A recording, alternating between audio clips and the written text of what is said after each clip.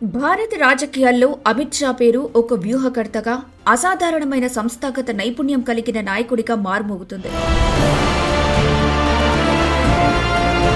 సామాన్య కార్యకర్త స్థాయి నుంచి దేశ కేంద్ర హోంమంత్రి మరియు సహకార శాఖ మంత్రి స్థాయికి ఆయన ప్రయాణం నిజంగా అద్భుతం.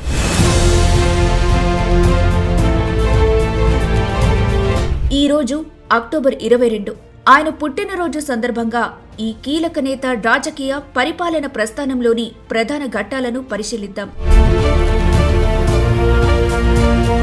1964 అక్టోబర్ 22న జన్మించిన అమిత్ షా 16 ఏళ్లకే ఆర్ఎస్ఎస్లో చేరి సంస్థాగత పాఠాలను నేర్చుకున్నారు.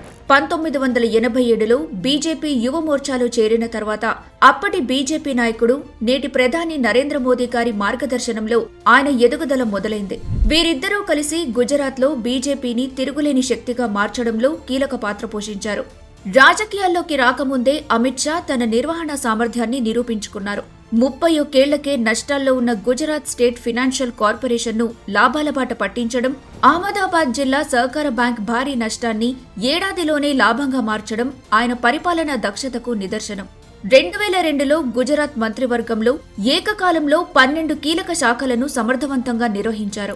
2014 లోక్సభ ఎన్నికల్లో ఉత్తరప్రదేశ్ ఇన్ఛార్జిగా పనిచేసి 73 స్థానాల విజయంలో కీలక పాత్ర పోషించిన అమిత్ షా అదే ఏడాది బీజేపీ జాతీయ అధ్యక్షుడిగా బాధ్యతలు తీసుకున్నారు. ఆయన నాయకత్వంలో 11 కోట్ల మంది సభ్యులతో చారిత్రక సభ్యత్వ నమోదు జరిగింది. ఆయన పశ్చిమ బెంగాల్, ఒడిశా, ఈశాన్య రాష్ట్రాల్లో బీజేపీ బలాన్ని పెంచడంలో కీలక పాత్ర పోషించి పార్టీని దేశంలో తిరుగులేని శక్తిగా నిలబెట్టారు. 2019లో కేంద్ర హోంమంత్రిగా బాధ్యతలు చేపట్టిన అమిత్ షా దేశ చరిత్రను మలుపు తిప్పే నిర్ణయాలు తీసుకున్నారు. బాధ్యతలు చేపట్టిన 70 రోజుల్లోనే దశాబ్దాల సమస్యను పరిష్కరించి జమ్మూ కాశ్మీర్లో శాంతికి బాటలు వేశారు. వలస పాలన చట్టాలను రద్దు చేసి ఆధునిక న్యాయంపై దృష్టి సారించిన కొత్త క్రిమినల్ చట్టాలను తీసుకొచ్చి న్యాయ వ్యవస్థలో సమూల మార్పులు చేశారు.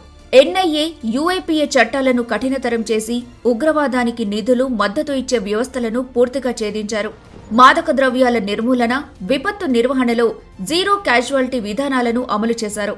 ప్రత్యేకంగా ఏర్పాటు చేసిన సహకార మంత్రిత్వ శాఖకు తొలి మంత్రిగా అమిత్ షా సహకార రంగాన్ని ఆధునీకరించి పారదర్శకంగా మార్చారు.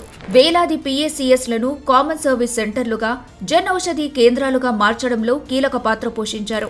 రాజకీయ చతురత, అపారమైన సంస్థాగత నైపుణ్యం, నిబద్ధత కలగలిపిన అమిత్ షా ప్రస్థానం భారత రాజకీయాలపై చెరగని ముద్ర వేసింది.